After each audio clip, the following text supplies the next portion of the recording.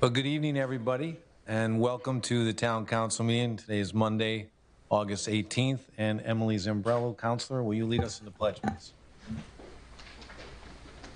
I pledge allegiance to the flag of the United States of America and to the republic for which it stands, one nation, under God, indivisible, with liberty and justice for all. Thank you, Counselor Zimbrello. Sue, will you call the roll, please?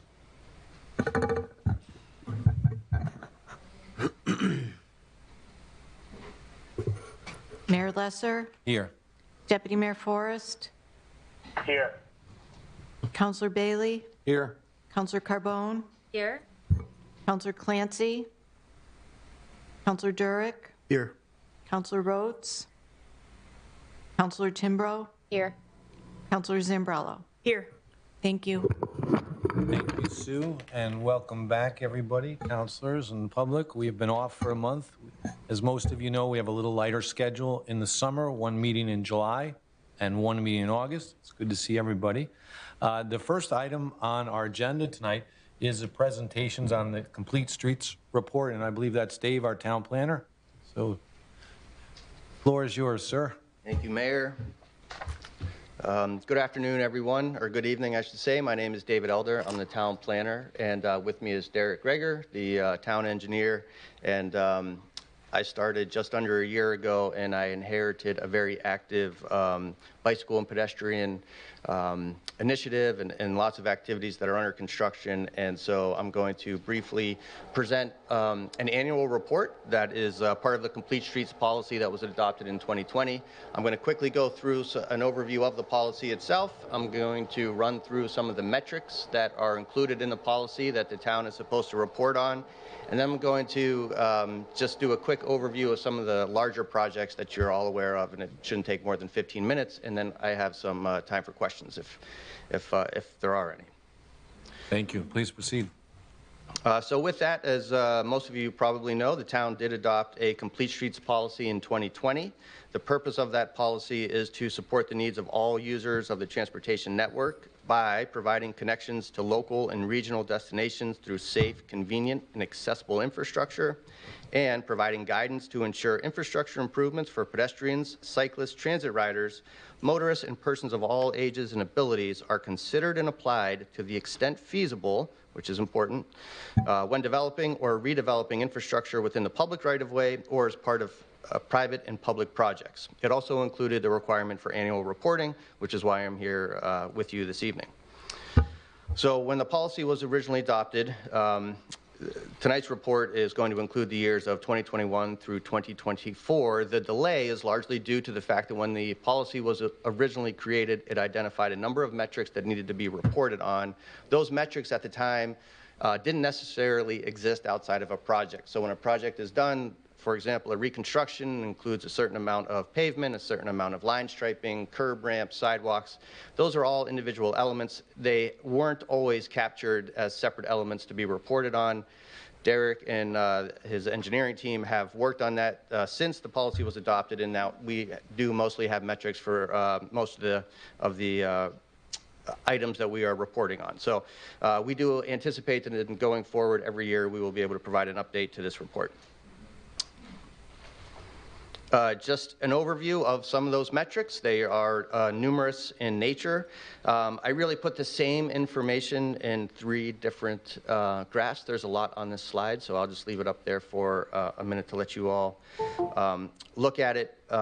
In addition to reporting on the metrics of the actual physical elements or the roadway elements themselves, there was also included in the policy a requirement to report on the crashes. So one of the reasons that we do this is because we want to preserve life and safety and protect property and life. And so crashes are a big part of it. You know, we hope that the trend in crashes of all types are going to go down as we start including more and more of these countermeasures or elements into our project. So you can see that overall the crashes by type, you can on the top table on the top left, you can see crashes by the type and the number of persons involved. It goes from 2024 backwards in time to 2021.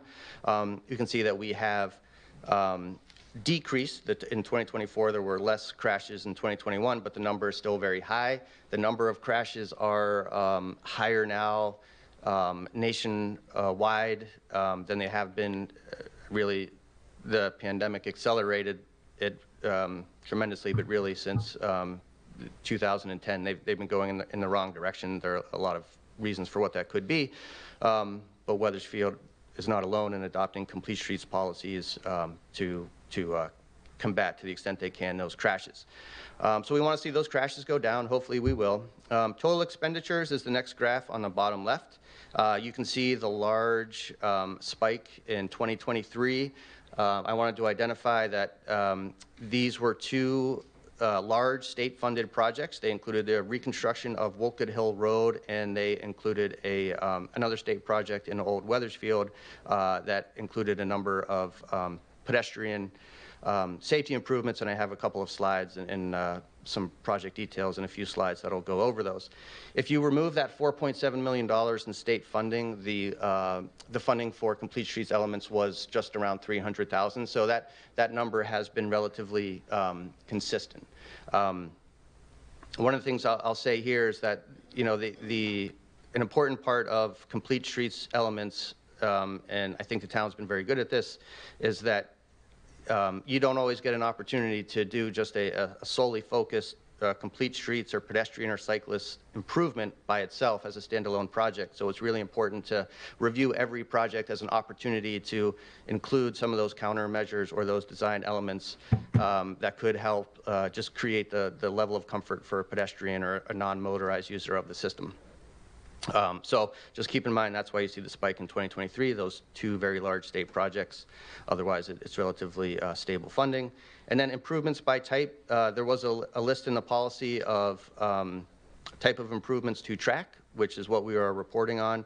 And so you can see some of the larger funding elements include curb replacement, sidewalk repair, and then transit facilities and amenities is another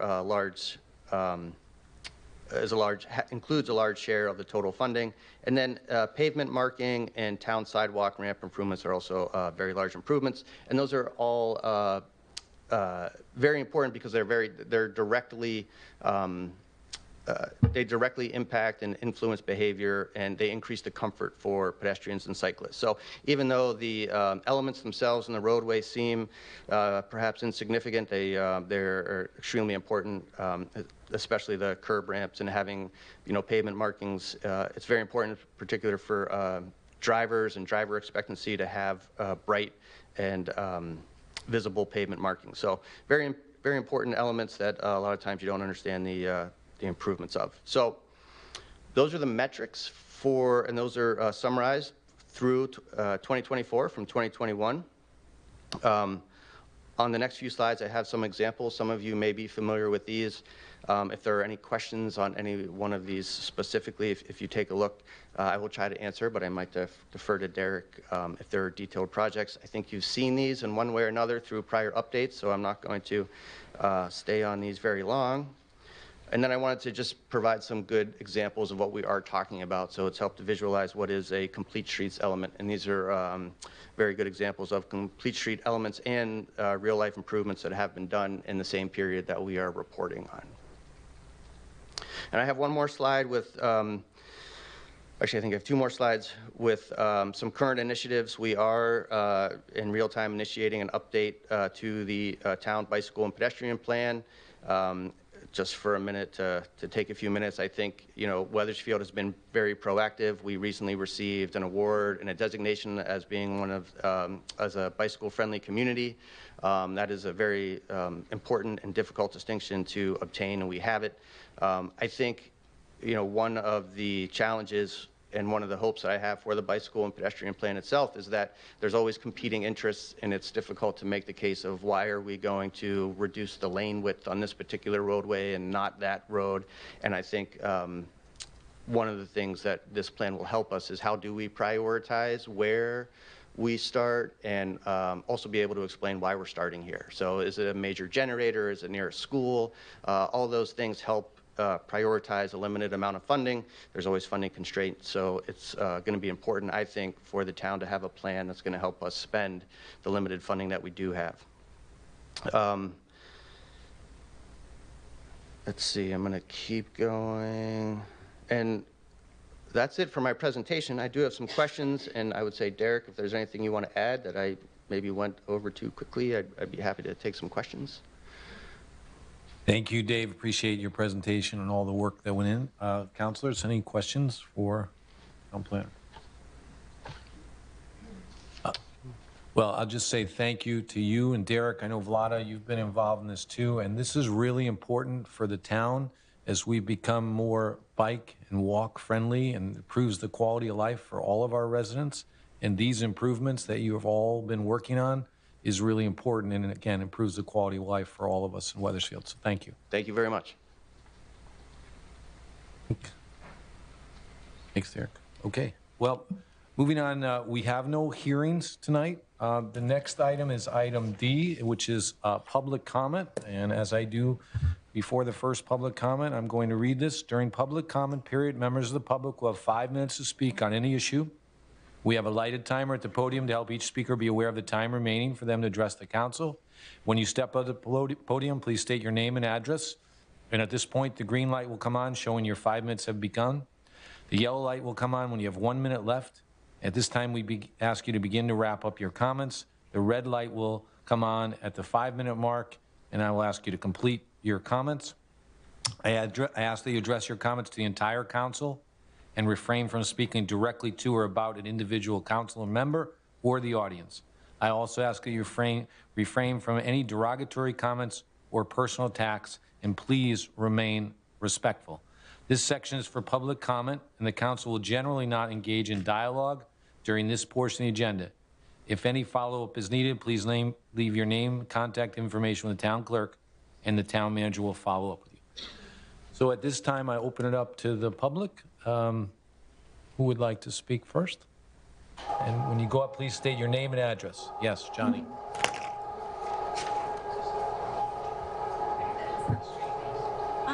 It's not, the streaming's not? Streaming's not working? Said that the YouTube stream YouTube's having an issue right now, but the Granicus stream is fine. So if anybody's watching from home, just log on to our website, go to Agendas and Minutes, and use the Granicus link right there on our website. And Agendas and Minutes, it'll show up as a live stream. You click on that, and that one is working right now. We're not sure what's going on with YouTube. So go to the town website, right? Yep. So anybody trying to do this at home, go to the town website. Click the Agendas and Minutes button right up top, and then it'll take you to that page, and you'll see today's meeting, and you can hit live stream. Perfect. Thank you, Fred. Thank you for bringing that to our attention. Johnny, name and address, please. Hi, Johnny Moore Dotson, 7 Springdale Road. I want to thank you for the time to speak. I have heard you all get a lot of criticism, and be the subject of disinformation and blame for things in this town. I want to take a moment to recognize you for the things that you all helped to improve or put on the path to improvement. Things I've seen, things I've benefited from, and things that are well documented. For example, this summer, I've seen the streets in my neighborhood get some work done underground. Don't know what it was for exactly, and from the looks of the type of equipment that was used, it had something to do with water and plumbing. I've seen the notices announcing playgrounds and fields being closed for maintenance and improvements. I've experienced the way this council supports the library and recognizes its importance to the community when I learned of the approval from the town for the library to use funds to fix the checkout systems, and with the passage of the proposed library budget for 2025 to 2026. I see the efforts this council have gone through to ensure transparency, as well as inform and educate residents about property taxes, property reevaluations, their impact, and implement a plan to lessen the burden on residents by including an explanatory letter with the car tax bill. I have witnessed how this council is working to bring more businesses to Wethersfield by overseeing the opening of more than 40 businesses in town over the last 2 years, which will ultimately lessen the tax burden on property owners. I have seen the way this council supports our schools by coming together to appoint a bipartisan advisory school building committee, consider the recommendations from the professionals, incorporate feedback from the community, approve to hold the referendum vote, and collaborate with state legislators to get a 73% reimbursement rate so that the town residents will not have to shoulder the entire cost of fixing our schools. I think Wethersfield is on a positive transformation period that I hope will be solidified with the passage of the school referendum in September. And I thank the council for helping us to get this far, and I hope that you all see this transformation through. And I just want you to know that there are residents who see the good that is happening in Wethersfield. Thank you. Thank you, Johnny. Further public comment? Yes, sir. Name and address, please. Tim Garcia, Sherburne Road, Wethersfield. We're extremely concerned about the upcoming referendum for $239 million in new spending to demolish, build, or renovate multiple elementary schools. This may be even followed by 2 years another referendum, which will bring a total of nearly $400 million. The town's own information page says that all necessary safety renovations could be performed for 1/6 of the price of that, about $66 million. Nearly all of the money that the other 5/6 goes to expansion, rearranging, shuttling things around, things we don't need because our student population is stable and has been stable for the last several years, been pretty much flat. Therefore, we think this is a very unwise proposal to go forward, and I don't understand why it has to be done on September, why we can't do it in November when everyone votes. Everyone comes out and votes. I don't know why it's in September. I have my ideas, but I'm not going to make any comments here, but why they're holding it in September instead of having it in November. So I think it's just important that all of our residents come out and vote knowingly about what's really important for this referendum. Thank you. Thank you, Tim. Further public comment? Anyone? Yes, ma'am, and I saw Mr. Young, you're up next. Hi, Crystal Cocola, 62 Kimberly Lane. I'm here tonight to speak in support of the upcoming referendum. This referendum is not about politics. It's about doing what is best for the long-term interests of our community. It's important that residents understand that this isn't a political issue, but a matter of ensuring that we are investing responsibly in our future. At its heart, this referendum is about our children and the generations that will come after them. The choices we make today will determine the quality of the schools they learn in, the resources they have, and the opportunities available to them. When our children thrive, our entire community benefits. Strong schools and strong infrastructure lift all of us. Numerous residents have spoken here at town council meetings, in the local newspapers, and on social media in the last few months, agreeing that we need new and improved schools, but no one wants to pay for it. As a full-time working mom of 2 children living in town, I truly understand how tax increases can weigh heavily on families. It is a struggle that many of us are feeling right now. However, I also recognize that if we don't address these issues now, this problem does not go away and the costs will only continue to rise. Taking action now will prevent an even greater financial strain down the line. Voting yes on September 16th offers clear and lasting benefits. It secures substantial state funding, significantly reducing the financial burden on taxpayers. It provides our children with safe, modern, and energy-efficient learning environments that support academic success and community pride. It also puts us on a proactive path, one that avoids wasteful spending on temporary fixes and rising construction costs over time. A yes vote is an investment in the long-term health of our schools, our town, and our property values. Thank you, Crystal. Mr. Young, you're up next.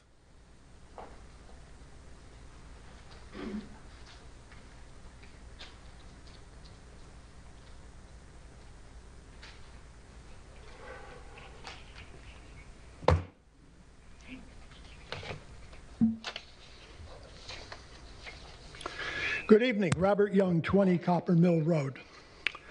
This has been a long haul for all of us for this referendum, and it's about time that the figures came out from the town, what it was going to cost us. I pretty much, in reading the explanatory text, I'm really floored over what the 2030 year is going to cost us, and going And then, of course, it's going to slowly, very slowly go on for 28 more years, all the way down to whatever.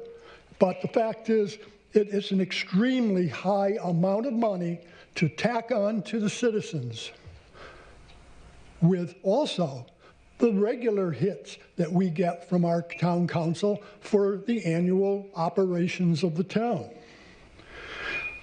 $193,000 medium assessed value of a home in Wethersfield seems kind of low, but that's the medium price. And the price for that medium home would be approximately $615 or $620 per year, per home, per property. When we talk about per property, we also have to think about the other properties that are on the high end of this amount of money. It's not all $615 or $620 per year for that 2030 year to the taxpayer. When we talk about Wethersfield Apartment Associates that have $30 million worth of assets in this town, what happens to them? And what is their amount, Mayor? Have you figured that out? When we look at, and $30 million, 70% of that times a mill rate is a heck of a lot of money they're going to be paying. And they're going to take it out on their tenants. That's Wethersfield Apartment Associates. Look at Connecticut Light and Power. They have $24 million worth of assets in this town. What do you think their amount of money is going to be, and the trickle-down effect to everybody? It's not just that we're going to pay those who are going to pay $615 a year for 2030. They're going to get trickled down from the electric company. They're going to get trickled down from companies like the Wethersfield Shopping Center that's going to get walloped. Look, they have $18 million worth of assets that are going to be taxed. And all those tenants in Wethersfield Shopping Center are going to get whacked. And what are they going to do? They're going to turn around and increase their prices. There's a lot of collateral damage going on here, Mayor, that nobody's talked about. Our Team Werner, he hasn't spoken a word about any of this. None of them have spoken about any of this cost. Look at the Borden. Brand new Borden down the street. They're $11 million. How much do you think those tenants are going to get whacked?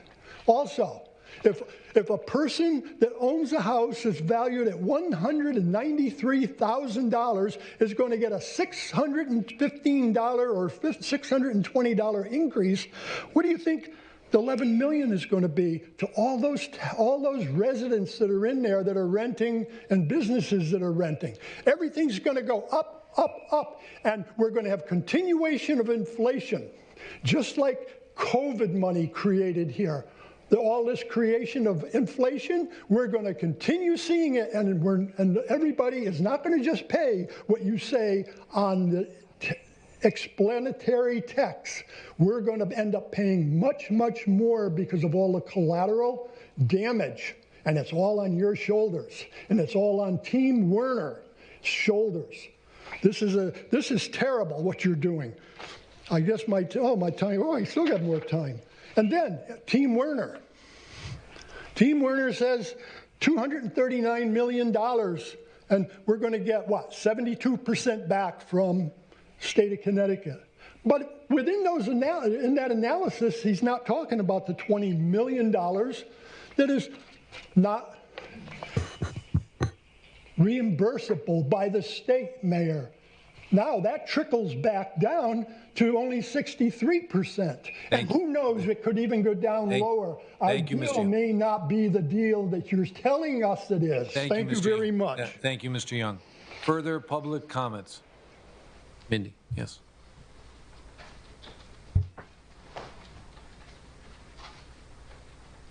Mindy Gold, 405 Ridge Road.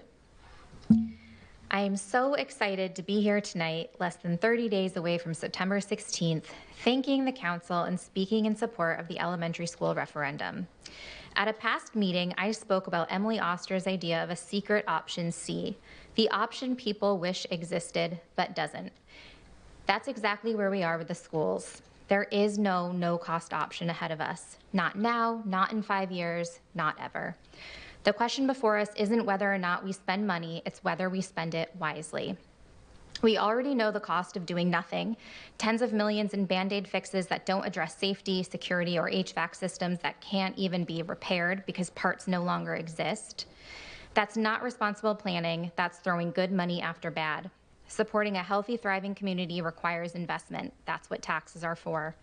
Pretending otherwise is both dangerous to the health and safety of our students and teachers, not to mention fiscally irresponsible. I also want to be clear, in case anyone in town is hearing differently, the SEC has affirmed that everyone has a First Amendment right to speak about this referendum, no matter their title, as long as they do so without use of town resources. This plan was unanimously passed by the Board of Education and the Town Council, and you may, and in my opinion should, see those people out in town or on social media sharing their opinions on why this referendum needs to pass. I would also like to read into the record, with permission, a letter to the editor written by Ben Baldwin. He's a lifelong Wethersfield resident, new parent, and lives within a half-mile of Highcrest School. His address, if needed, is 225 Highcrest Road. Ben includes citations throughout his letter that I won't read aloud, but it might be helpful to know they're there. To the editor, I am writing to highlight the evidence-based benefits of new school construction, including long-term student health, well-being, and success. Environmental factors are a major determinant of health and productivity, and our students are currently subjected to poor environments in the elementary schools. The below data, I hope, will shine a light on how voting yes will positively impact our children. Poor air quality, for example, can be physically detrimental and distracting for students. A UC Berkeley study found that poor ventilation was associated with a 4 to 5% drop in student attendance due to asthma or sickness. Conversely, research from the California Policy Lab found that students in newly constructed schools attend 4 more days per year, showing how better buildings keep kids in class. The physical benefits are matched with improved performance. Research shows that students solved arithmetic tasks 13% faster and scored 16% higher with classrooms that had better air circulation.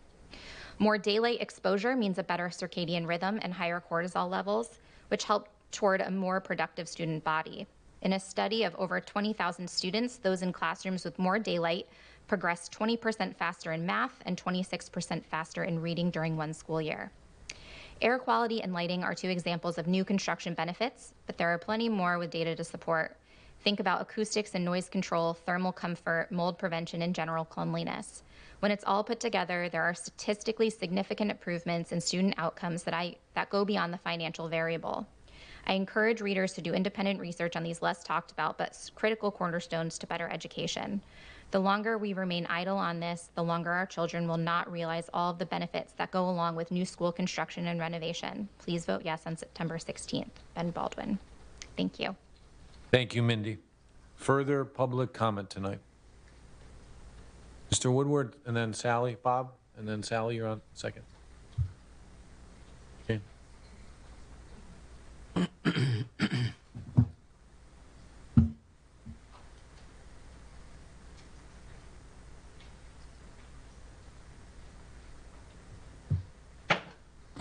Thank you. My name is Bob Woodward. I live at 456 Middletown Avenue. You still have tonight to change the date from September to November, even though a call has been published in the paper. I hope you will. It makes more sense to do it in November than in September. If you can't, I hope the Board of Ed's going to foot the bill for the $20,000, which may not seem much, but to a lot of people it is something. And while I have looked at the website and what to expect yearly on to add to my tax bill, the question is, what's that tax bill is going to be? I'm hoping that the Board of Ed will say, hey, we'll cut our budget to make this more palatable. I'm hoping that the town might too. They're reading letters in the rare reminder, listening to a speaker here last month who talked about what this would do to the middle class. There is a growing gap in the town of income, wealth, whatever you want to call it, finances. Those who can afford this and say, oh, no problem. And those of us who are probably below the median and say, yes, it is a problem for our incomes, whatever we feel about the renovation. It's still going to affect a lot of people. It's going to push things up unless you really want to work at keeping the town and the school budgets down in the future. This year, the renovation, and we have reevaluation, and we haven't finished with that, which is the other scary thing for 3 more years. The reevaluation added a lot to everyone's housing costs. We need to see what this woman mentioned. We need to see a shift in the tax base from housing to business. And yes, there seems to be some growing business, but there's still empty storefronts, empty places. There still could be more that would take a lot off the average homeowner that would be appreciated.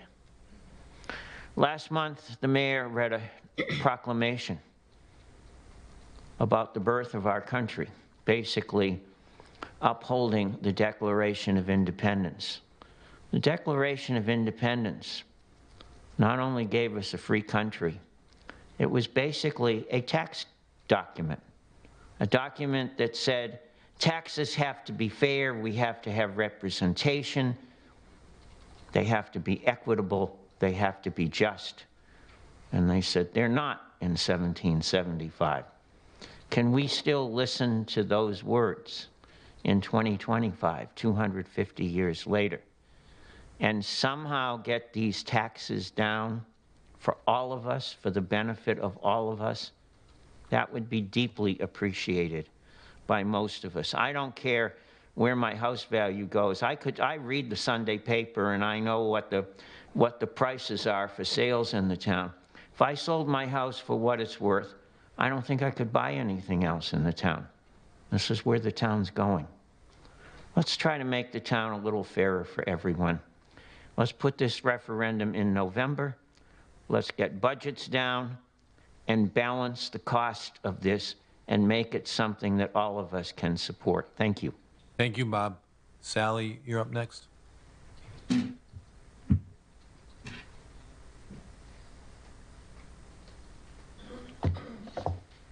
Sally Keating, 109 Church Street.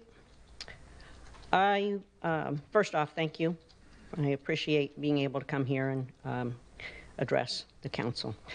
I want to address some of the comments that have been made in letters to the editor and here at town council meetings regarding the school referendum. Number one, regarding transparency. Some say it is lacking, and I disagree.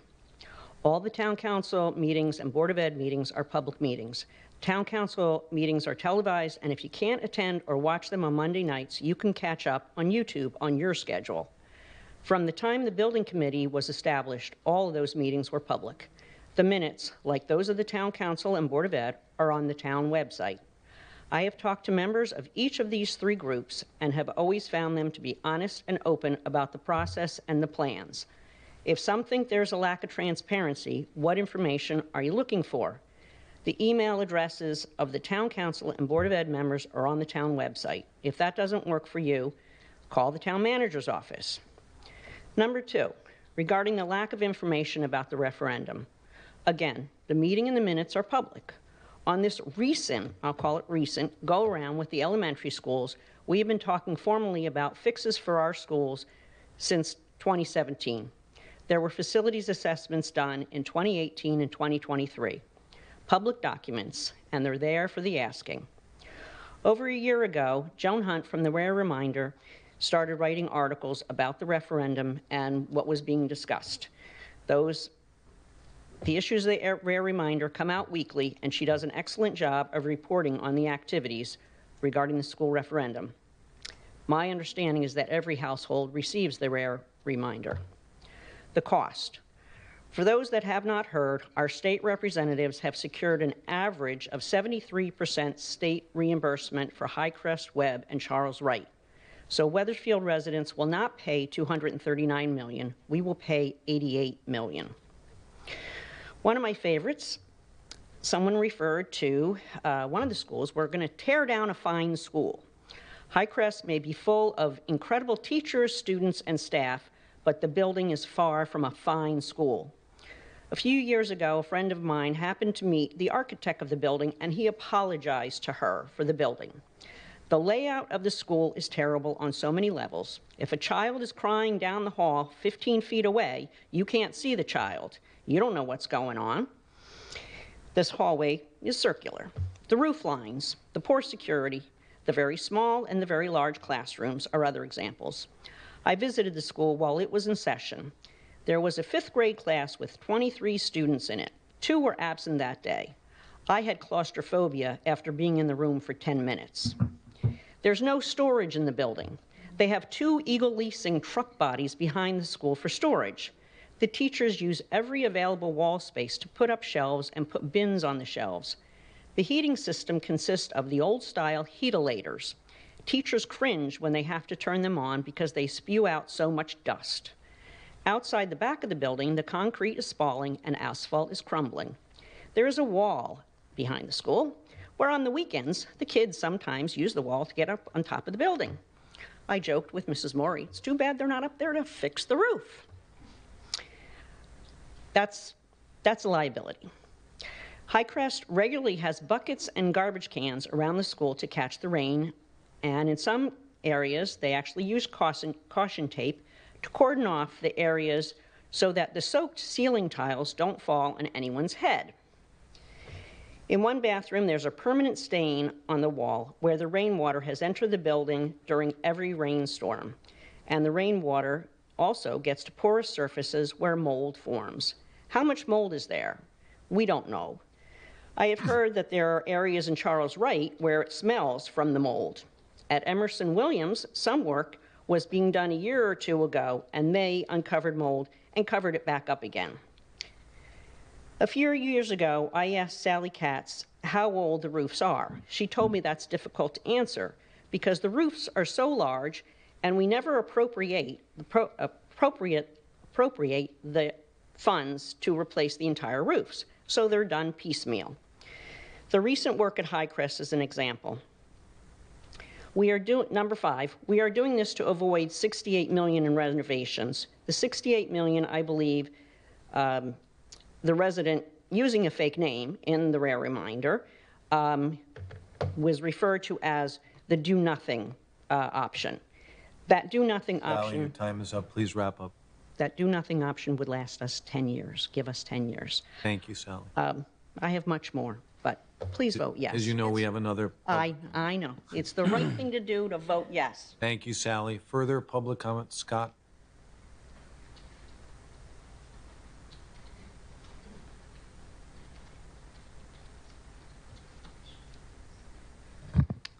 Thank you, Mr. Mayor.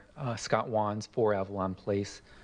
We've been having a lot of conversations with the win at PAC with lots of different people that are supportive of the referendum, not all of whom who are able to be here tonight.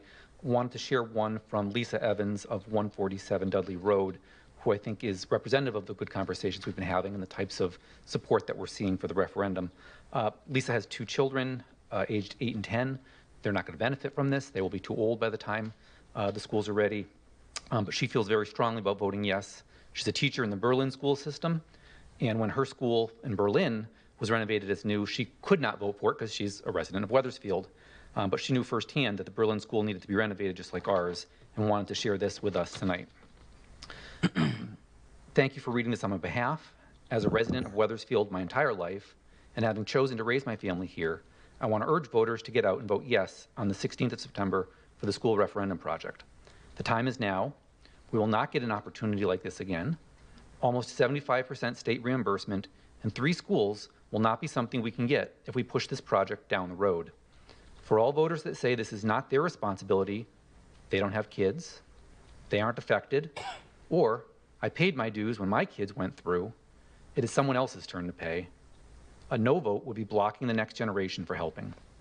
The next generation is ready to pay, ready to build the schools up, ready to help increase home values. Please do not cast a no vote so that they are unable to provide the necessary upgrades of safety to our 3 schools.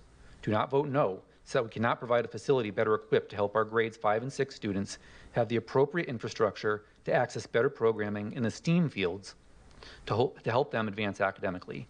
We need to do this now. I urge people to vote yes on September 16th. Thank you. Thank you, Scott. Further public comment tonight? Yes, ma'am, in the back.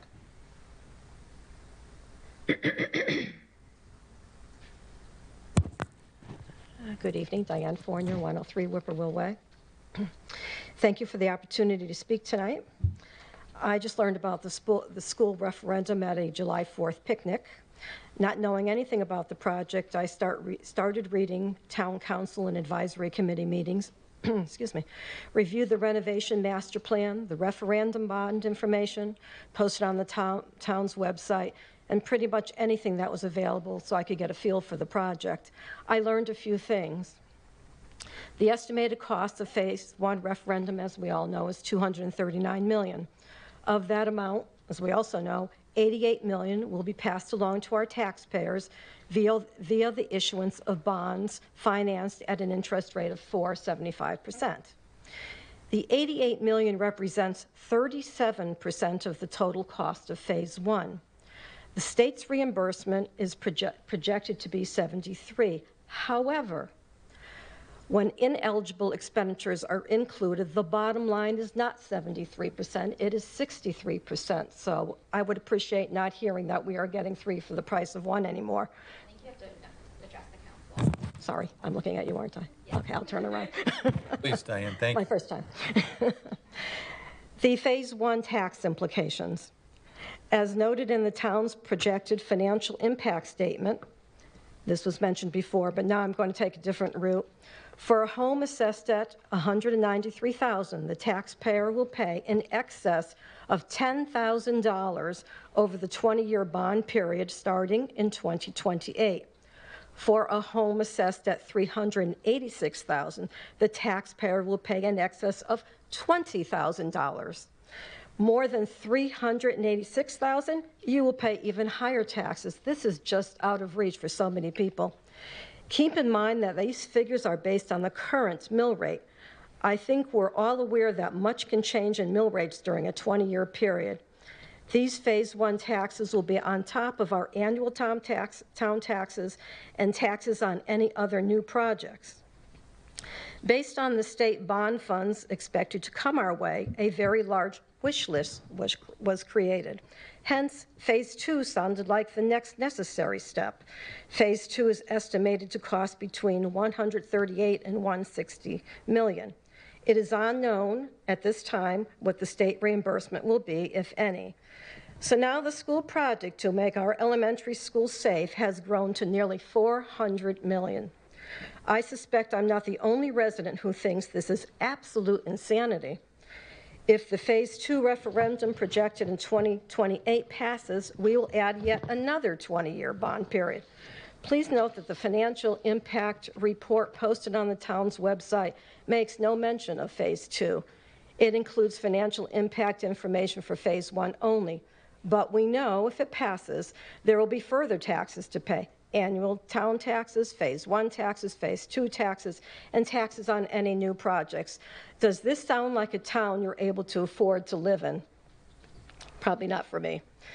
In the town's renovation master plan, necessary updates required on all 5 elementary schools is estimated to cost approximately $66 million. The possibility of $10 million in state reimbursements is mentioned. The renovations include roofing, electrical systems, mechanical systems, heating and air conditioning systems, and safety upgrades. These sound like the exact item town council attendees identified as problems at previous meetings. So how did we go from $66 million to nearly $400 million? The sheer magnitude of this project's extensive wish list is simply not responsible spending. I don't care how much we're getting from the state. The tax burden is enormous, and the project is unaffordable to many. We need to take the cost of this project seriously, as it will have long-term, high tax implications. I'm not against the school referendum. I'm against the school referendum at this cost. Until we find some middle ground, I'd love to get to a point of middle ground and not be at 66 and not be at 400,000. But until we get to that middle ground that works for all of us, my vote is a solid no. Thank you. Thank you, Diane. Further public comment tonight? Seeing none, I will move on. Thank you, everyone. Next item on the agenda is council reports. Does any councilor have a report this evening? Councilor Zambrello. Thank you, Mayor. Just a quick update from the last meeting of the Advisory School Building Committee. It was a quick, easy meeting, so hopefully this will be a quick, easy update. We got some updates about the progress of the web school application. One thing we haven't really talked about yet is that one piece of the special legislation was to raise our reimbursement rate to an average of 73%, but there was a second piece. It's not as interesting, so this is a bit in the weeds, but I think the people here are interested, potentially. They also essentially bumped up our applications for Highcrest and web, so that rather than having to apply and wait for DAS applications to be approved and wait 6-8 more months for the legislature to give their funding, they've essentially pre-authorized our funding. So assuming this referendum passes in September, we will have already secured the funding for the first 2 schools. And part of that included a deadline extension to October 1st.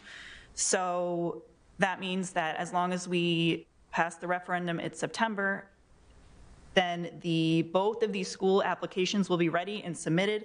And in the consultant's words, they will be clear, complete applications by the deadline with everything we need to know, everything already set. And then we just need to wait for DAS approval and the funding is there, we're good to go.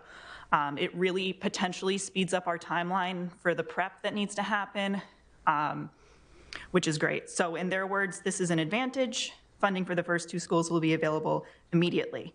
That doesn't mean we're going to start doing multiple schools at once. The timeline stays the same in order, but it potentially speeds up the process of getting there. So that's good news. The SDMS chiller, which I don't know if folks even remember that that's the first thing that we formed a building committee to do, but the equipment has been ordered. It takes a long time to get this equipment, but it has been ordered. It's coming in. Working with the engineers, we approved replacement of the section of roof that the new system will go on, which helps us maintain the warranty for the new system, just makes everything safer and more efficient. So the install right now is expected in January, gonna try to do it over the winter so it's not offline in the hottest months. And the roof will be done before school starts. That's on a good track there. So I believe that's all. Oh, and if you haven't received the explanatory flyer yet, I know it was printed last week and it's available online already, but everybody should be getting that in their mailboxes any day now if you haven't already. I believe that's it. Thank you. Thank you, Councilor Zambrello. Further council reports. I just have one. Last week I attended the meeting of the traveling tribute wall. And as a reminder to councilors and residents, the wall is coming here from September 10th to September 14th. We have a great committee. I see one of our committee members there, hi Christine, that is working very hard to bring this wall to Wethersfield, and it will be a wonderful tribute to our veterans and something that Wethersfield is proud to be doing. And again, that's September 10th to 14th, and we're in good position.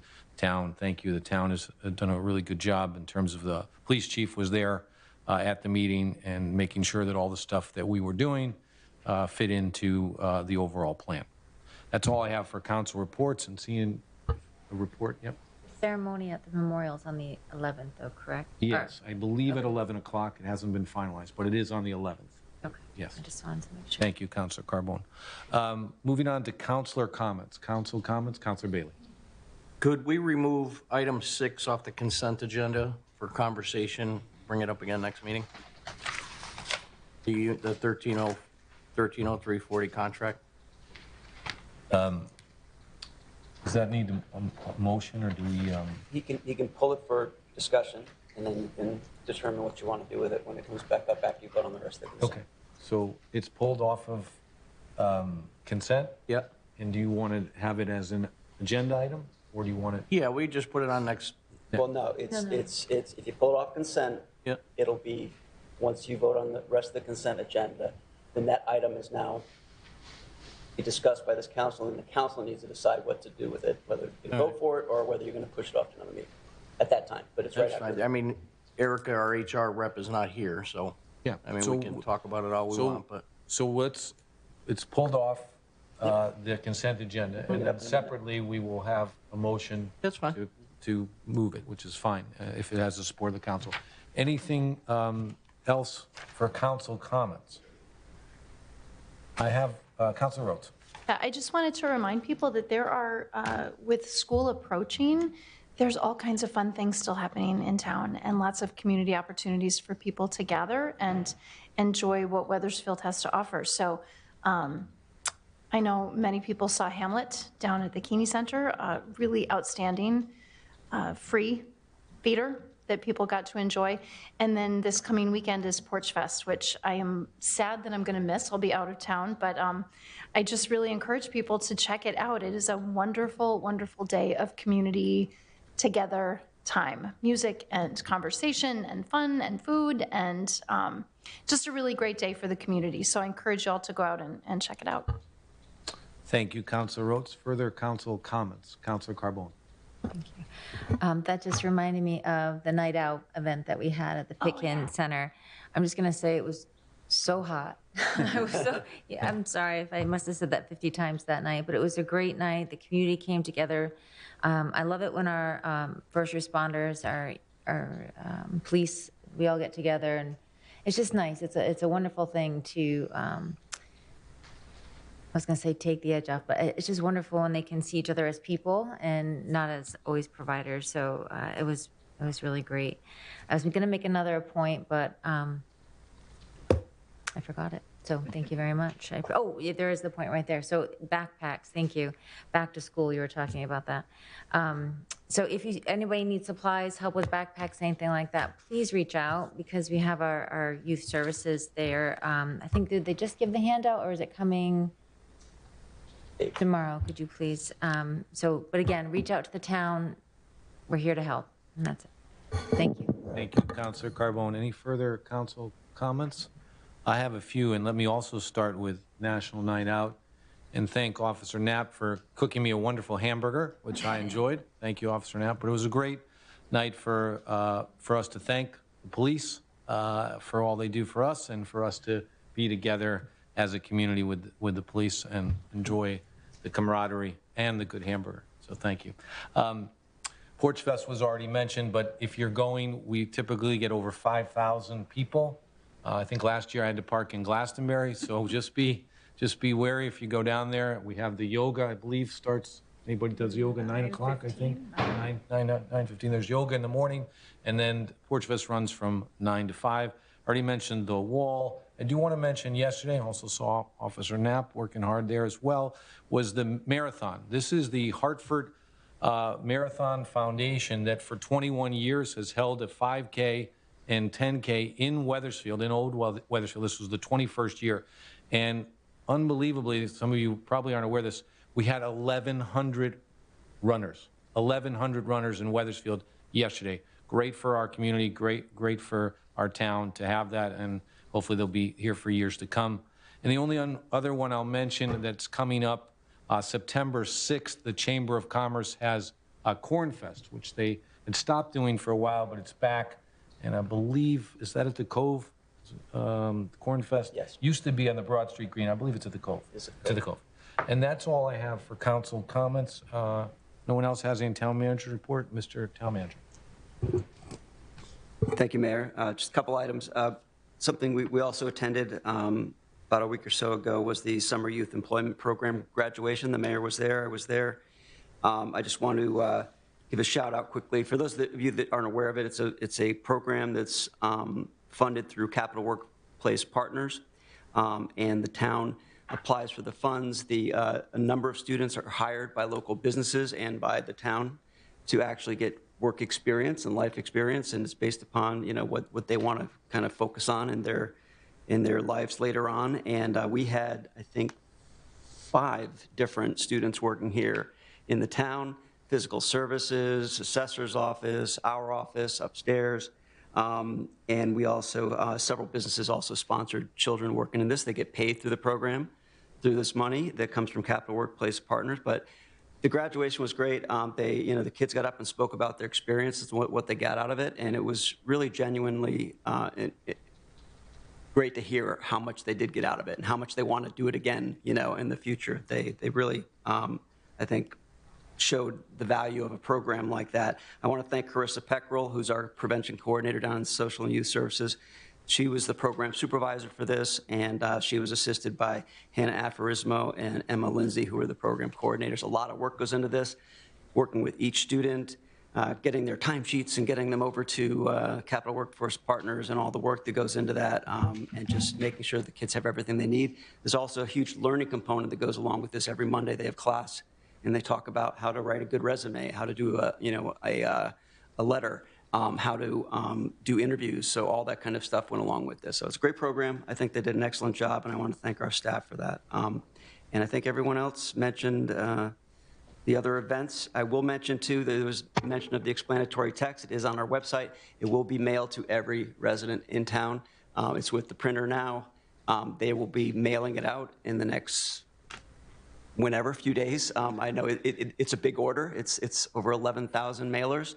So, but I think they have a must get it out by Monday of next week deadline, but I expect it to go out this week, and that's our hope. And then we're also having multiple posters printed, large posters that will be posted here in Town Hall, at the library, at the community center. We're also distributing them to the schools. So there's going to be plenty of opportunity for people to get this information, see this information, and if you have any questions, you can just reach out to our office. That completes my report. Thank you, Mr. Town Manager. I'll just mention on Porch Fest, because I forgot to, we are grateful for the shopkeepers, Old Wethersfield shopkeepers, who put on that event every year, and they do a great job and a lot of work. Moving on to Town Clerk Communications, Sue. Approximately 1,800 dog licenses have been issued since June 1st, and the mayor and council pictures special projects in the chamber has been completed. Also, absentee ballots for the September 16th referendum will be available beginning on August 28th, and we've already been accepting applications for this. Thank you, Sue. Moving on, everyone, to item I1, bids. Do I have a motion? Councilor Zambrello. I move to authorize the town manager to finalize and sign an investment-grade audit agreement with Energy Systems Group, LLC. Do I have a second? Second. Second by Councilor Durek. Mr. Town Manager. Thank you, Mayor. Yes, this is, you all approved the selection of this group to move forward with our energy program. The investment-grade audit is the first phase of that. They will go through every one of our buildings and come back to us with recommended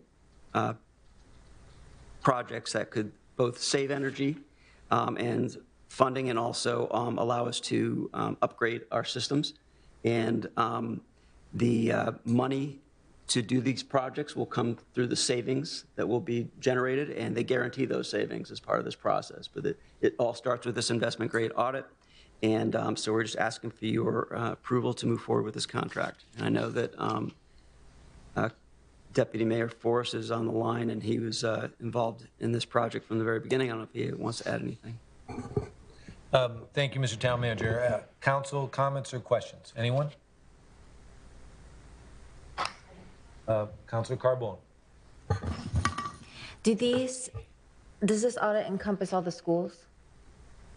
Yes, all of our buildings. So my concern is, should we wait till after the school referendum because Because would the cost change? Because right now, it's, I know you're saying it's at no cost. It's a little misleading. It's $50,000 if we don't go through Correct. with using their services afterwards. Correct. So it makes sense to kind of put a pin in it and wait till after the school, because if the referendum goes through, we don't need them to audit the schools, and it might change the cost. So in terms of timing, they will start with the town buildings first. This is going to take several months. So they'll be able to do the town buildings now. They know to hold off. They can do the high school. They can do the middle school. They're going to hold off on the elementary schools pending the referendum. But so timing-wise, they're not going to invest a lot of time and energy into those schools until we know what's going to be happening with the referendum. So would that change the cost? No, it's still well. It could. It's $49,000. It could drop the overall cost if we don't do some of those elementary schools because of the referendum passes, as an example. Yeah. So it's based upon the square footage. So we decrease that square footage, it would decrease the cost.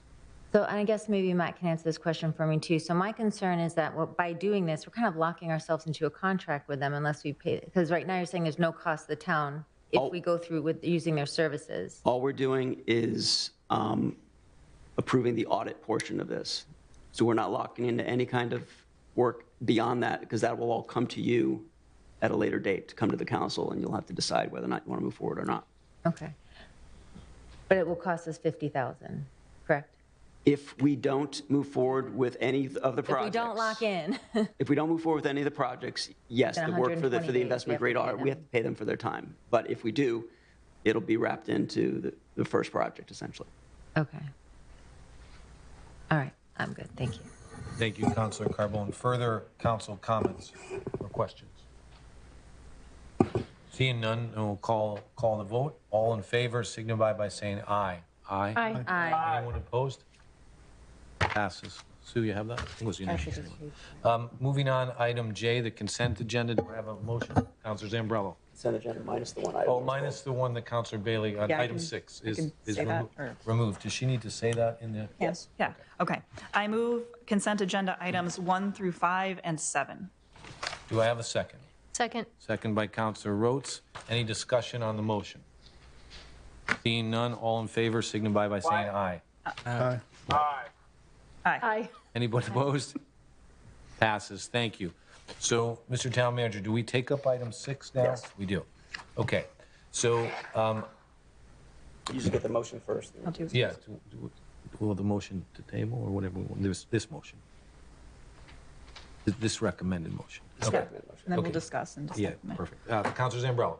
I move to approve the Council for AFS CME 1303-40 union contract effective July 1st, 2025 to June 30th, 2028. Thank you, Councilor Zambrello. Do I have a second? Second. Thank you, Councilor Dirk. Discussion on the motion. Yeah, I had asked the manager earlier, but the HR person is on vacation, which I respect. I'd like this to get tabled for 2 weeks so we can discuss it with her. Are there any specific items you want to? Well, the first one was the elimination of the maintainer ones as a whole. Yeah. And the not making them applicable to the existing maintainer twos. They're just being grandfathered and not, with no CDLs, no drug tests, none of the things that all of the other maintainer twos down there have.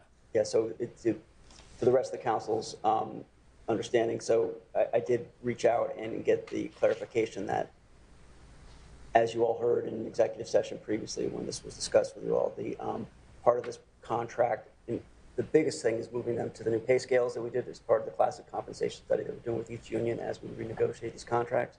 But one of the items that did come out of it was that we're going to eliminate maintainer ones, and they will be maintainer twos, because right now maintainer ones are really the parks, a lot of the parks guys that do the groundskeeping and things like that. It was a union request because they felt that there wasn't parity across between the parks folks and the road folks. So it was discussed that as part of a requirement of a maintainer twos, they have to have a CDL, commercial driver's license, to operate the big trucks, do the snow plowing and things like that. Maintainer ones do not have to do that right now, and the contract agreement stipulated that current maintainer ones would be grandfathered. They wouldn't have to get the CDL if they didn't want to. If they wanted to, we would support it and get them what they needed to do that. But if they didn't want to do it, they didn't have to do it. So they'd be grandfathered in. All new hires, maintainer twos, would be required to have a CDL or get the CDL. So that was the one question. I'm not sure what else Erica can provide around that. Well, no, I'm more worried about, motivation and, you come in, you're at one level and you achieve other levels by working hard and, Sure. We're just taking steps away and we're just another handout.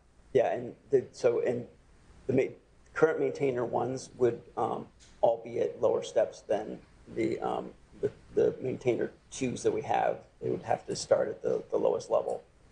So yeah. there would be, but yeah, I They will understand the achieve point. the same top level. Yes. All right. So Councilor Bailey, are you still wanting to? Yeah, I'd still table like it to or address push- her. I'm okay with that, councilors. Waiting 2 weeks, is there any Is there any negative urgency? impact on delaying it a bit? I believe all the members of this union are hoping to get it approved. But if it's 2 more weeks, if you approve it at the end of the day, everything is retro. So at the end of the They'll day, get it's their not money. gonna have- I mean, I wouldn't do it if they weren't, Right. Okay, so we need That's a fair. motion. To table. Do we need to withdraw the current one? Do we have to table? Or can I? In terms of procedurally pushing it off for 2 weeks? Yeah. I think we need. Yeah, you need a motion to table it. So I'll withdraw, or do you want me just to amend it? Does it matter? You can withdraw. Okay, I'll withdraw my motion. And new motion to table the Council for AFS CME 1303-40 union contract effective July 1st, 2025 to June 30th, 2028. Thank you, Councilor Zambrell. Do I have a second? Second. Any discussion? All in favor, signify by saying aye. Aye. Anyone opposed? This is put off for 2 weeks. Thank you, everyone. Thank you, Councilor Bailey. Moving on to, we have no item K. We're on item L, and this is the Capital Reserve Fund projects. These are, for council memory, these are the old ARPA funds that have now been put in capital reserve. And we have a number of recommendations. We don't have a recommended motion, so. Okay, so there's a number of items for discussion and possible action tonight. It doesn't contain the full list. I don't know if you wanted to talk about the list that's here. Mr. Town Manager, I don't know if everyone. So there are, so Mr. Town Manager. Sure. There were a number of items that were presented to the council over the last several meetings, including the budget, during the budget time. So there were items that were in CIP and CNEF that were not approved. From that list that was provided, the items that were proposed to move forward were the security barriers that the police have requested for events, to provide them funding of $38,000, which they would then use asset forfeiture of $100,000 to cover the full cost of that. The social and youth and senior services, the food bank, they asked for a list of supplies to help support the community of $29,250. Previously, the council approved ARPA funds for the Cove warehouse renovation of $150,000. We asked that that be deallocated because we were in the process of working with the state to get a grant to do the structural analysis and come up with an actual estimate to do work on the Cove warehouse renovations. We have since received those quotes. So we are recommending $225,000 for the Cove warehouse renovations. It's in excess of the basic renovations that you'll see in the quotes that have been provided.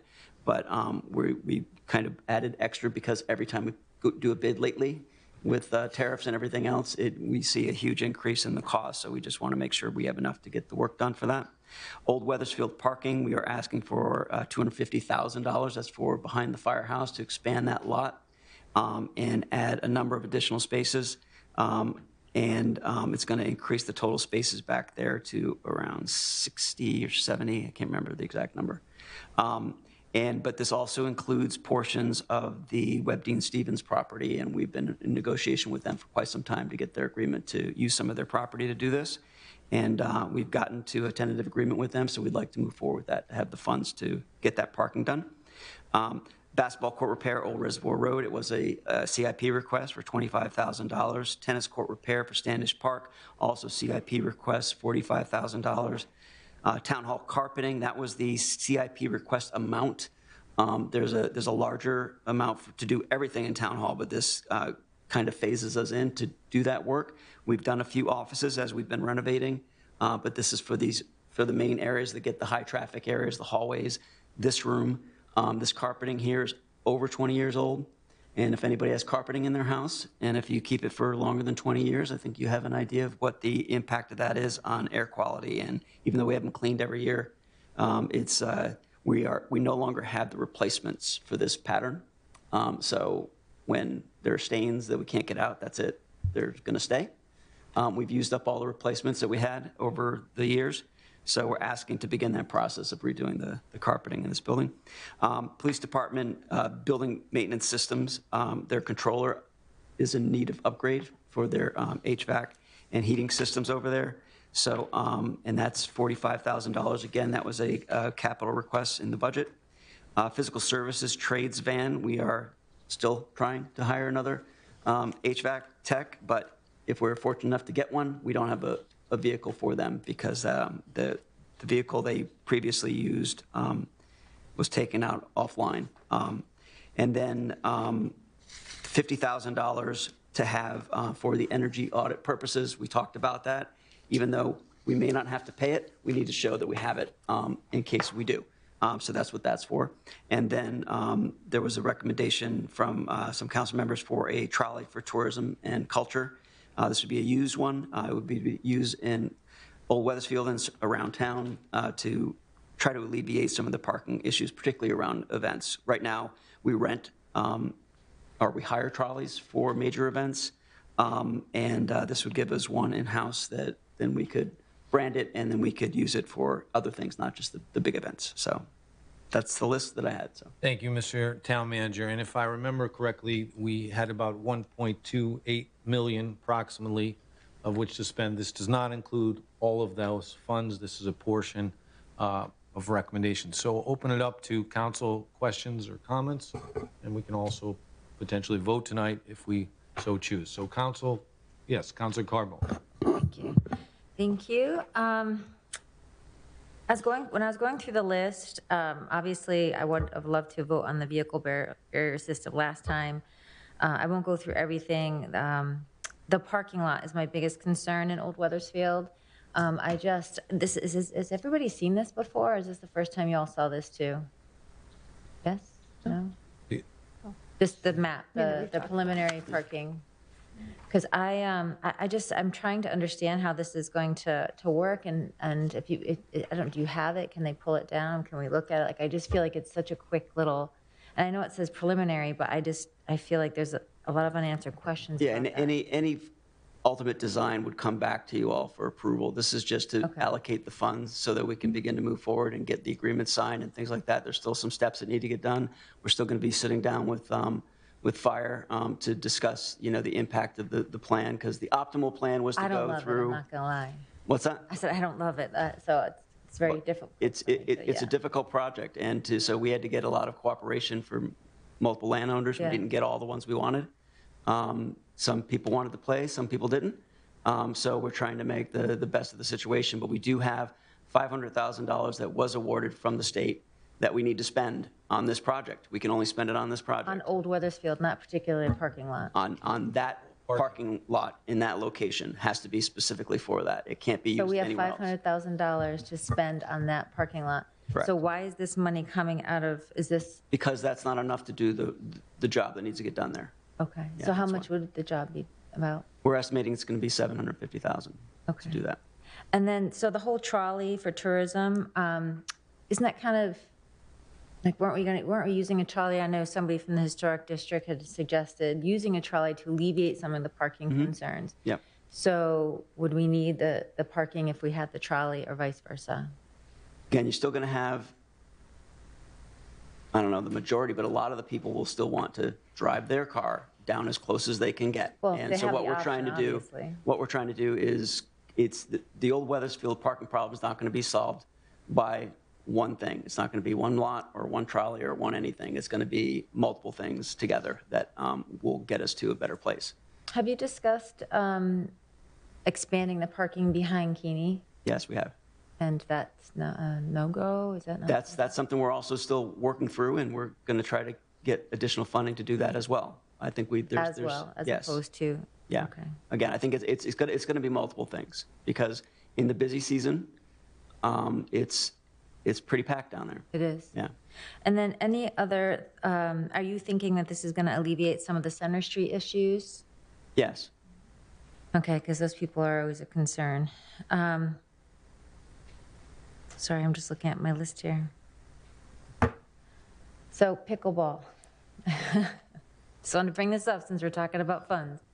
I was wondering if you could give everyone an update quickly about pickleball and if we should be taking any of this money. And because as you've said, every time we go out, for a project, we allot a certain amount of money and then it comes back and it needs to be more. So we've had I know we've had a few locations at Mill Woods, and I know it's not happening right now, and I'm sure there's a lot of people in town who are very not happy about that, but I would hate to be, at that point where we're like, finally, we can put the pickleball court in, and guess what? Now we don't have enough money. Yeah. So can you please give us an update on that, as well as maybe we consider doing something with that? Sure. So we have the location. There's some drainage work that's going to have to be done as well. This is the second location, not the original Correct. location. Yeah. So the original location was denied by the Shade Tree Commission. So we moved to off of the parking lot, close to the classic field, and so we are looking to move forward with that project. Right now, we believe the money is there to do a traditional asphalt surface, but if we wanted to do the more long-lasting surface and the one that's easier on the knees, if you will, it would cost more than we have right now. So that's something that once we get all the quotes in, we'll bring it to you all. But as the mayor stated, this doesn't spend all that money. So I think there's still around 300,000 that would be left. Be about 300,000 Yeah. left? So Okay. I think there'd be certainly the money there to deal Okay. with any overage on the pickleball courts if that ends up being the case. Thank you. All set, Yes, Councilor Carbone? yes, thank you. Further council comments? I'm going to make a few here. I will build on Councilor Carbone's comments on pickleball to start with. And you remember, Councilor Carbone, that you and I think the former deputy mayor a couple of years ago Yes, walked years the property, and it's been a priority, and we got the funding from the state. And we are anxious to put in pickleball courts, as most of our neighbors have them. And we've had some delays for different reasons, but your points are well taken, and there is a little leftover money, if we approve this tonight, to add it to other items. Doesn't have to be pickleball, but your point is well taken. The parking. So, this is a good problem to have in the sense of the vibrancy of Old Wethersfield over the last several years. And, Porch Fest, if you go there this weekend, you might experience some parking problems.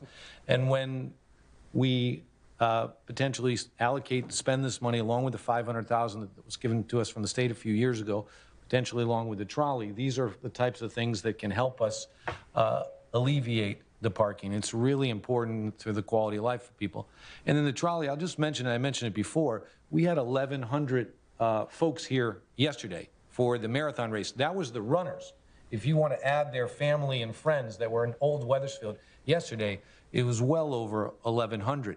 And wouldn't it be great, and just painting a little vision for everybody, if we had maybe a little booth with the top 5 or top 10 things to do in Wethersfield? Because many of those runners, again, 1,100 of them, are not from Wethersfield.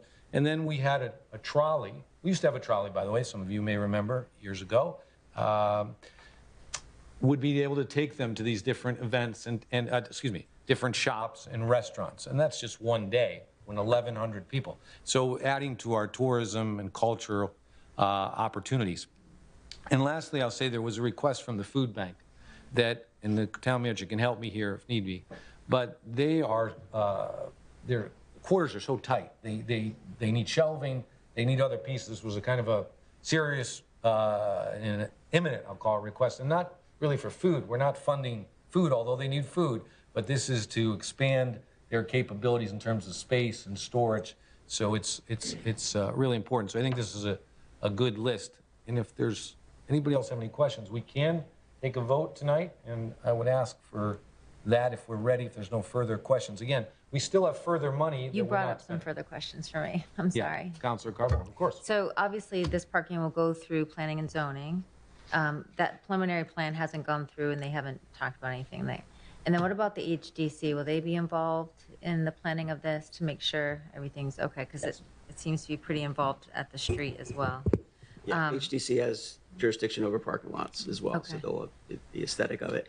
And the majority of that lot, the new portion to the back is going to be gravel. It's not going to be paved because we want to keep it as natural looking as possible and not be overly impactful on there. And will you be taking the entire public garden over? No, or no, half? it's not even half. It's like 4 plots out of 72.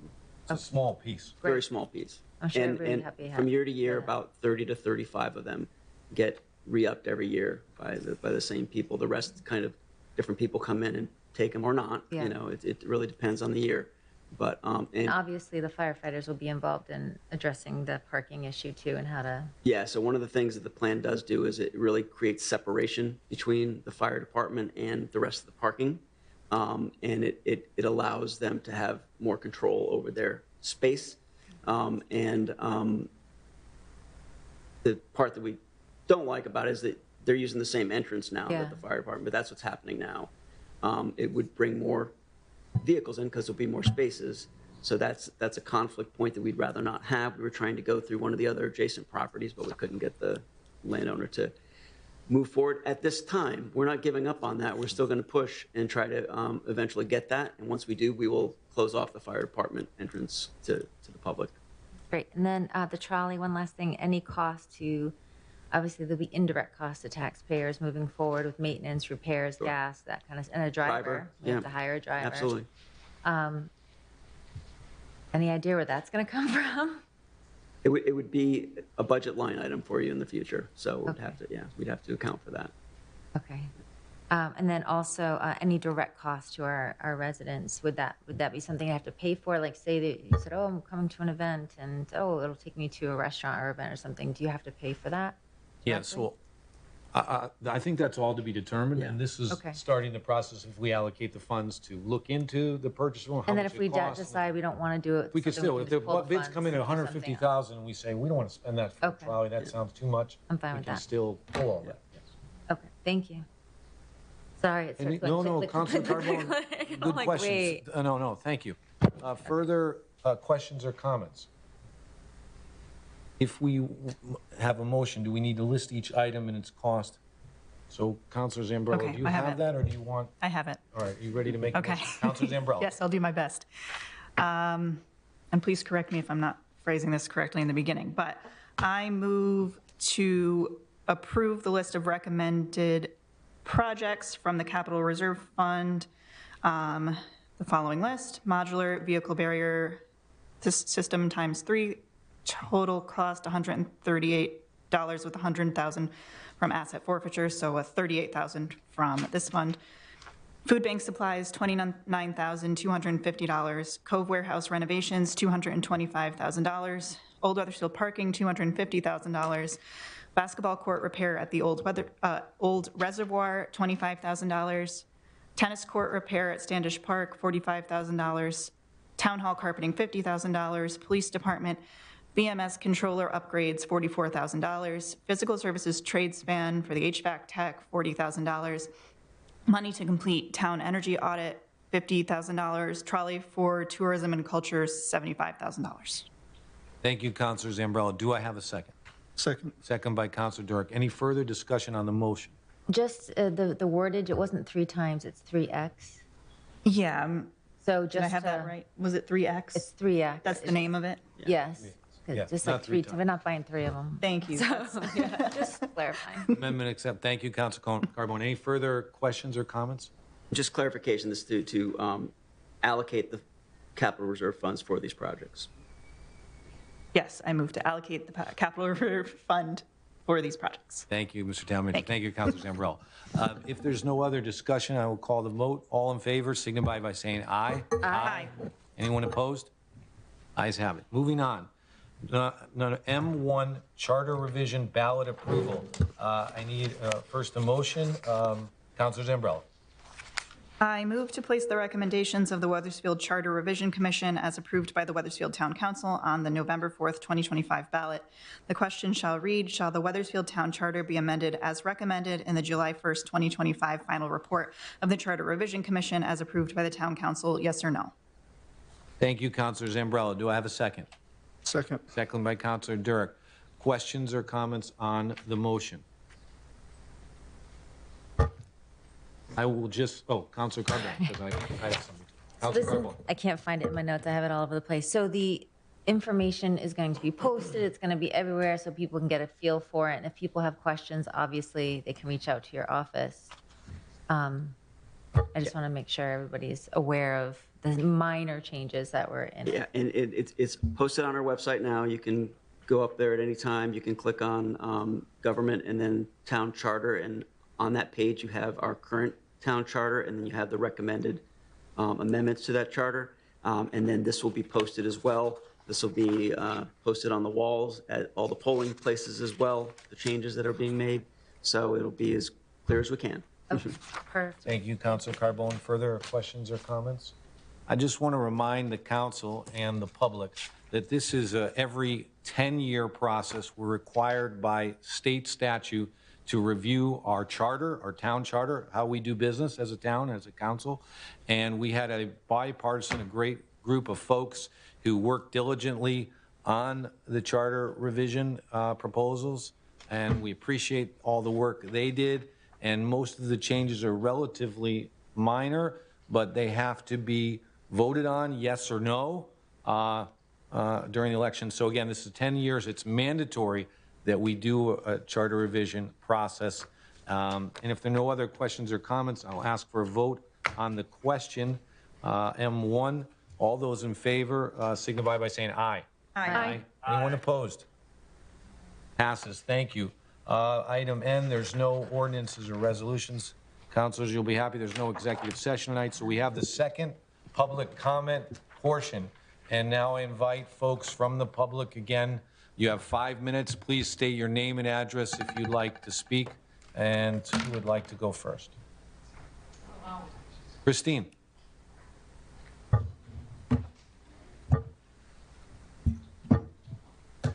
Christine, as you're coming up, thank you for your help with the wall committee. Appreciate it. Pleasure to do it. Thank you. Christine Kelly Lasella, 37 Belmont Street. I wasn't going to talk again, but I am. I did speak on this a couple of years ago when we talked about the parking lot behind the firehouse. And while it's $200,000 less now, I think originally they were shooting for $450,000. And it's smaller. I didn't recognize that you guys were going to vote on this tonight. So I did have questions, has the fire department weighed in on this? Because I know the last time there was question about that. What about the HDC, which was brought up? I just really think, and I know Mr. Town Manager said the Keeney is going to be expanded, maybe down the way. I feel like the Keeney is the better option to go first because it has a sign out front that says Keeney Center and it says Visitor Center. Or it says Keeney Memorial. There are bathroom facilities in that building. That building can be utilized to a greater extent for when visitors come from out of town and they're like, oh, we got to run to the bathroom. Being an employee on Main Street, I can tell you the number of people, well, I haven't worked in a while, but the number of people that want to use public bathrooms, the Charles says no, Village says no.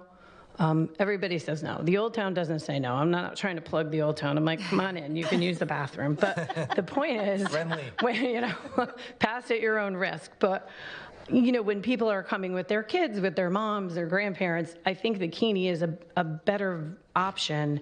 Also, the Keeney driveway is much more narrow. I'm looking at this map, and I live around the corner. That firehouse driveway is extremely wide. It is very dangerous down there when a fire truck is coming out of the firehouse parking lot and people are trying to come in and people are cutting people off.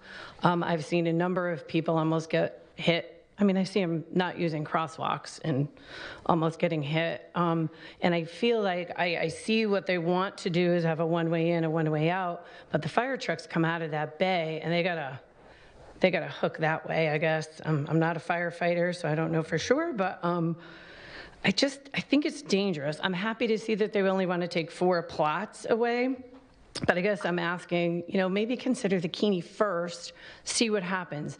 These events that we host, which are great, the Porch Fest and Holidays on Main, when the scarecrows are there, and people, they can't get down the road. Porch Fest, the road's closing at about 8:30 in the morning, I believe.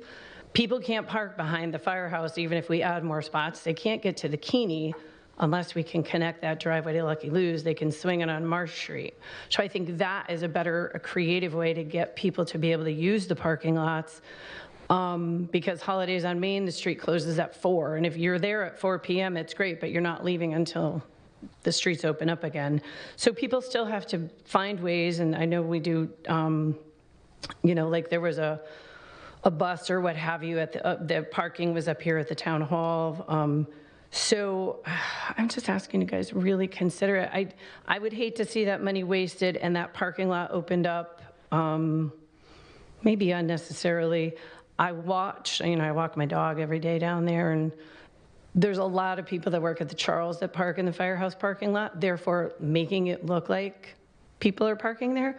People still park on Center Street. They're still going to park there. I don't know why. I looked at a guy one day, he parked where it says no parking right at the corner of Center and Main, and I said, hey, that's a no parking spot. He looked at it. He looked back, he looked at me, he said, I'll take my chances. That's a true story. I've mapped it out, I've stepped it out rather. I've gone and stood in front of Neil Walsh's house on Center Street and walked up to the Charles, and I've stood in the center of the Keeney parking lot.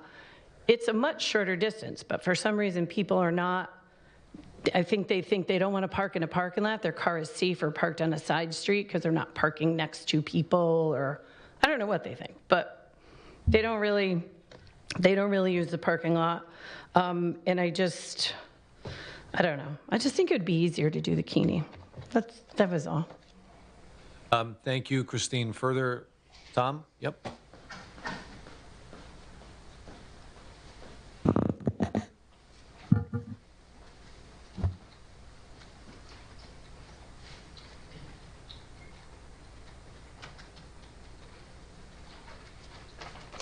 Good evening, Tom Mazzarella, 600 Walcott Hill Road. I had a little bit of difficulty watching the council meeting tonight, so I apologize in advance if something's already been said and I'm just rehashing it. I wanted to talk a little bit about the school referendum. First item, the special election for the school referendum. I realize that it's much too late to change the date of the election, but I want to get it on the record that I am in complete disagreement with spending $20,000 to $30,000 for a special election, and I would ask the council to use their extra time of speaking after public comment to explain to me why you feel that this is so special that it needs a special election.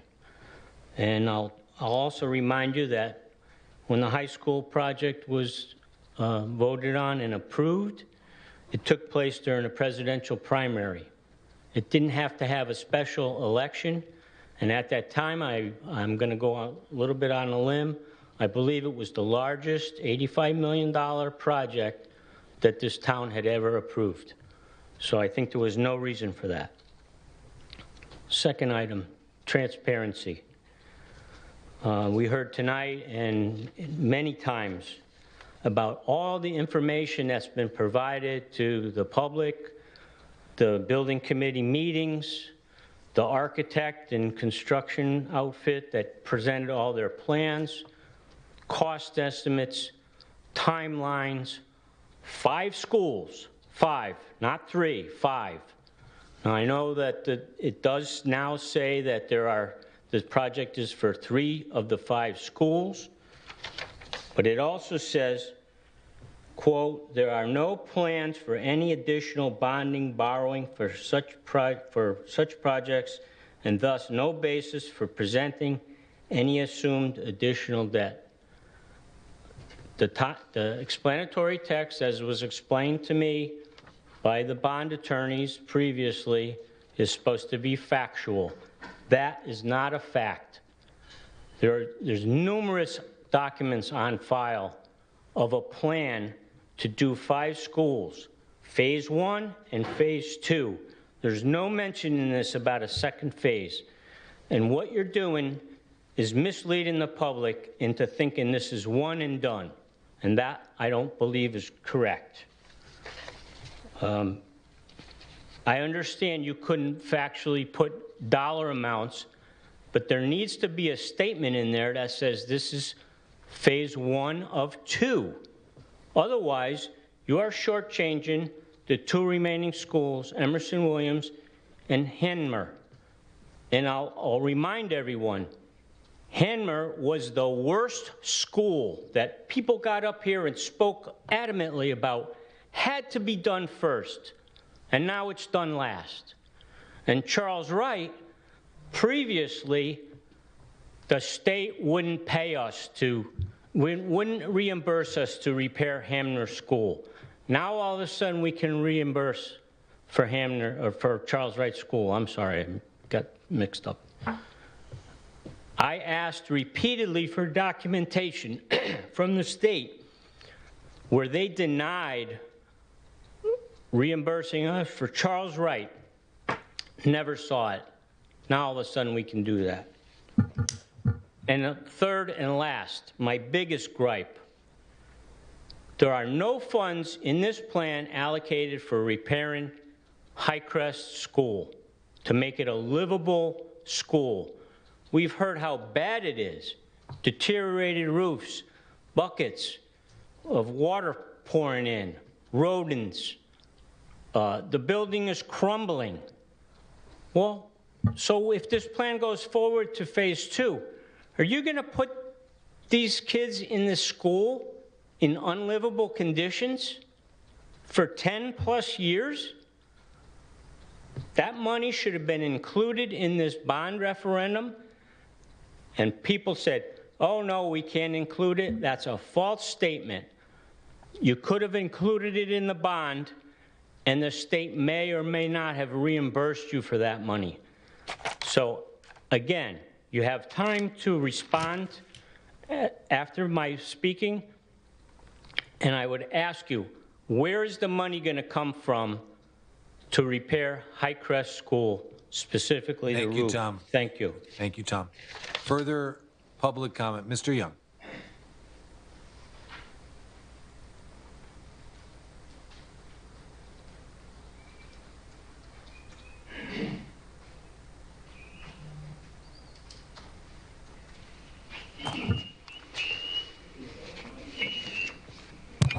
Good evening, Robert Young, 20 Copper Mill Road.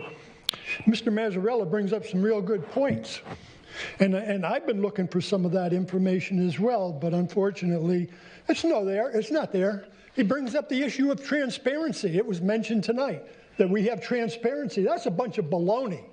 There's no transparency, only what you think you have is transparency. I've asked for information regarding this renovation. I asked for this information at the advisory committee meeting. I got nothing. I asked at this meeting. The manager wrote down the notes that I wanted something, and I know what I wanted. I haven't heard a damn word from this town manager at all regarding this information that I've asked for.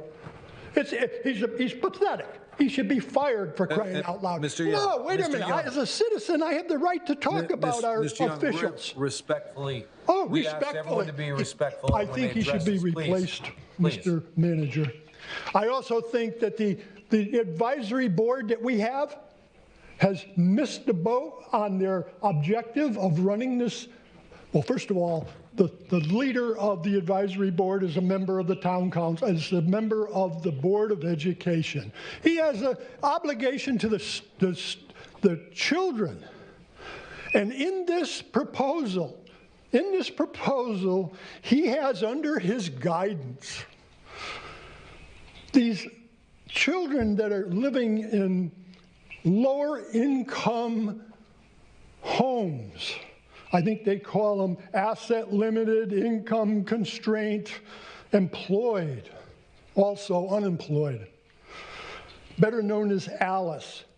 He doesn't represent them or protect them when they go by this $329 million proposal. When those children go home and they're in a limited financial situation, and when in 2030, when the big bills start coming out, those kids are going to be living under a lot of problems. Probably getting thrown out of their houses because of tax liens that the town of Wethersfield puts on people who don't pay their taxes. And you're going to have a lot of them if this should pass. And we have a lot of senior citizens who are going to get thrown out of their houses. We have young people who want to buy their first home or their first condo that are going to have a heck of a job qualifying for a loan. They may qualify today for a loan, but as they get out to years 2030, 2031, 32, when those payments are like $600 a year extra that they have to pay, they may not be able to qualify anymore. They may not make their payments. They may end up in foreclosure. And I don't believe that the town has one moment thought about any of these people. And I really think people should consider this proposal before they vote, because voting no would probably save a heck of a lot of people from losing their properties. Coming back again to transparency. There is none in Wethersfield. It doesn't exist. When I ask for information, I wait for months from this town manager. Months. I have some that are sitting out there a long time. And some of it was recent, asking about this school situation. I want information. I'm sure it'll come after the referendum. Just like the appraisal for Keisha Farm, it came 11 months after the referendum. And that was a shameful situation by our town officials, Mayor. You were on that commission, or on that town council at the time. You had a copy of it, but the rest of the public didn't have it. And they didn't get it I didn't get it until 11 months after. And that was because I made Freedom of Information requests, and I was put on hold. I intend to vote no, and I intend to get out there and really beat the streets for those no votes. I think this town is in terrible trouble. I think our town officials, I think our town directors Mr. Young, your time is up. Sold us out. Thank you, Mr. Young. Thank you very much, Mayor. Thank you, Mr. Young. Further public comment this evening? Seeing none, we do have council comment. This is an added agenda item that we have now. And before we adjourn tonight, this is designed for us to respond, if we want to any of the comments that have been made. So I'll open up to councilors. Any council comment? Councilor Carbone and then Councilor Zambrano. I'll recognize, I think your hand was first. other than me. Carbone and then Councilor Zambrella. Okay, thank you. So just to address one of our residents' concerns, I had reached out to the town manager and our bond counsel about possibly changing the referendum date. Were we set in stone? Is this something that we could, if we brought it back to council, could we alter it? Could we change it? Also asked about maybe decreasing the polling places, trying to save us a little bit of money. And we did talk about that during a council meeting, and I honestly, in full transparency, don't know where that went, and I know I dropped the ball on that as well. Because we didn't think about it again, all these things came forward. So I blame myself for that part. But in the emails that you had said was, and I have it here if you don't mind me sharing some of it. This was July 25th, that the resolution setting the referendum language, date, and polling places, we passed that back in June, and that was provided to the state as part of the requirement to apply for the reimbursement. Because that was done and it got passed and went through, in order to change it, we'd have to start all over again with a different explanatory text and language and all of that stuff. Applications and everything would have to be redone. And also have the email from the bond counsel that also states pretty much the same. So I thought we would be able to, potentially appease some people who are very concerned about the cost of the referendum and the date. And unfortunately, I was told that it wasn't set in stone, but it couldn't be done in the time we needed to get done. So I just wanted to mention that. Also, the high crest, I also agree with our resident that mentioned that. That's a very big concern of mine, and I've also brought that up during council meetings, and I also don't know where that's gone. Preparing funds set aside for high crest, because I agree, I live right next to high crest. My son went there. It completely needs to be redone, but you're going to have kids moving in and out of there for a very long time. And does anybody have any ideas about where that money's going to come from? I'm asking. Yeah. So, no? No, Okay. in my turn, I'm going to respond to a lot. Okay, please. Then I'm all set. Thank you. Councilor Zambrella. Sure, thank you. I'll start there, and you add or correct anything. Go right ahead. But I know, yeah, it's definitely a concern what's going to happen with High Crest. We do need kids to stay in there for quite a few more years. It has been on our CIP list to make kind of patchwork repairs as we go. We didn't fund any this year with the hope that we'd have more opportunities to do that. We do still have some funds left over from our last allocation that we made earlier. So there are still opportunities to fund repairs.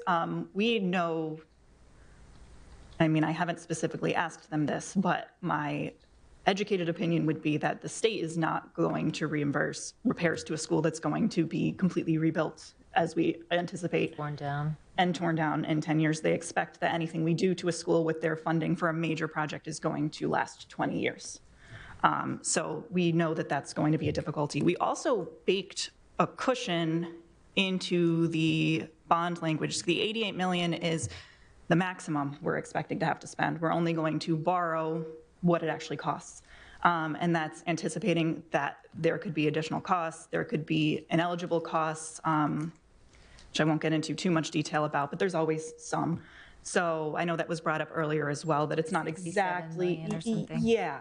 So we're not anticipating using all of that money. I don't know how it can be spent otherwise. That's not a question, it's a question for the bond counsel, but there are opportunities, and it is something we'll have to keep an eye on. Yeah, that would be the next question, to see if you could get it through that referendum to bond money. I'm not sure if that's a possibility, if we don't need all that, or how that works, but it's something that we could certainly find out, because there is that cushion there. So as we get closer to that process, we'll have a better understanding, I think.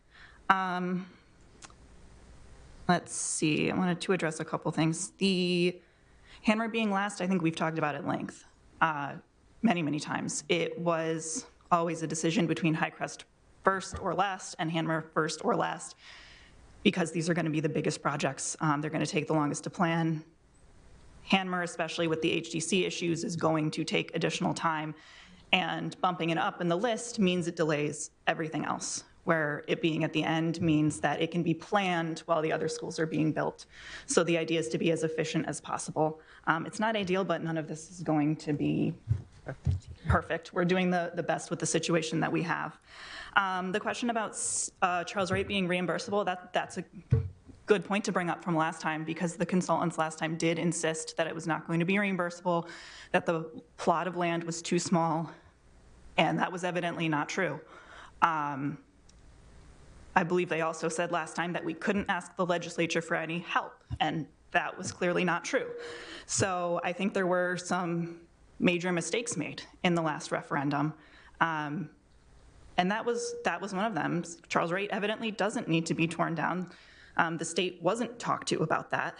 So this is one of the things we're trying to fix, and trying to do it right this time. So it's, it would have been nice if it had passed a few years ago, but at the same time, I'm glad that we have the opportunity to protect Charles Wright now.